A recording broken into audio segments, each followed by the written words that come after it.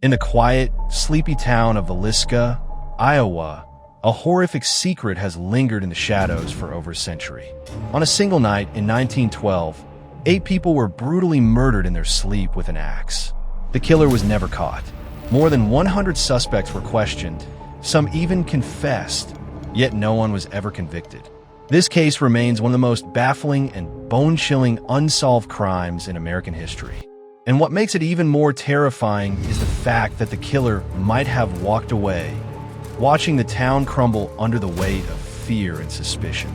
It was a warm Sunday night on June 9, 1912. Josiah Moore, his wife Sarah, and their 4 young children had just returned home from a Children's Day service at their local church.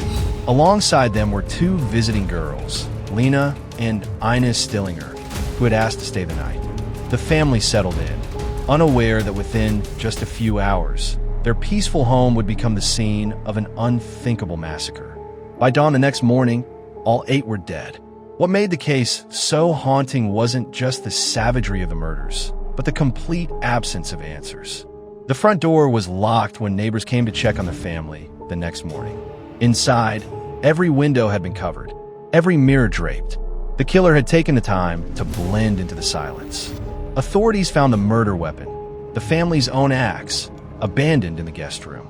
A bowl of bloody water rested on the kitchen table, next to a plate of untouched food. It was as if the killer had lingered, maybe even cleaned up before vanishing without a trace. The town of Villisca descended into chaos. Neighbors who once shared dinners now avoided eye contact. Rumors spread like wildfire, and fear gripped every household. Who could commit such an atrocity? And worse, was the killer still among them? Investigators scrambled to find leads, but the case was already compromised. Curious townspeople had wandered through the home before police could secure the scene, contaminating evidence and shuffling footprints. There are no fingerprints, no eyewitnesses, and no clear motive. Yet, there were plenty of suspects. One name kept resurfacing: Reverend George Kelly. A traveling preacher with a history of mental illness, Kelly had attended the same church service as the Moore family that night. He left town early the next morning on a train and later sent bizarre letters detailing the murders, details no one outside the crime scene should have known. Eventually, he confessed to the killings, but then retracted his confession. At trial, the jury failed to reach a verdict, and he was released. Was Kelly truly the killer, or merely a disturbed man who got too close to a story that wasn't his? But Kelly wasn't the only suspect. There were whispers about Frank Jones, a powerful Villisca businessman and politician. Josiah Moore had once worked for him before leaving to start a rival business. Some believed Jones held a deep grudge. Others believed the crime was personal, too brutal to be random. There was even a theory that a hired killer had been sent to carry out revenge. But again, nothing was ever proven. Over time, more sinister possibilities emerged. Investigators began noticing a pattern. Similar axe murders had occurred across the Midwest in the early 1900s. Entire families slaughtered in the night, homes with covered windows, no forced entry, and always an axe.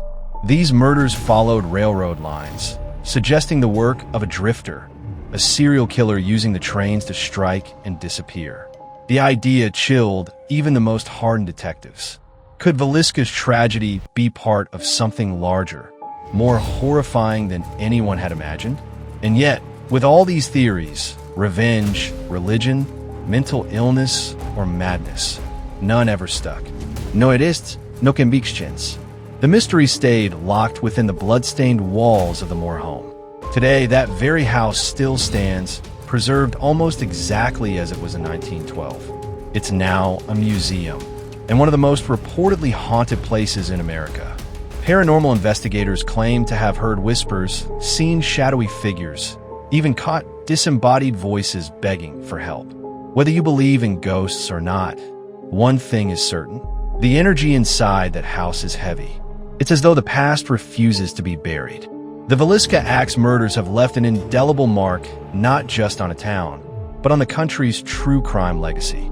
It's a story that reminds us how fragile safety can be and how terrifying it is when evil walks in silently through your own door. So what really happened that night in Villisca? Was it a jealous rival, a mad preacher, a random drifter, or was something the town never dared to say out loud?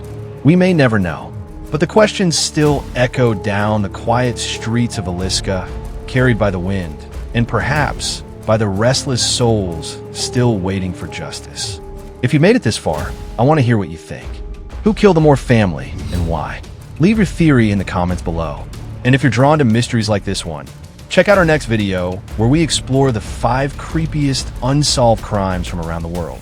Don't forget to subscribe, because some stories refuse to stay silent.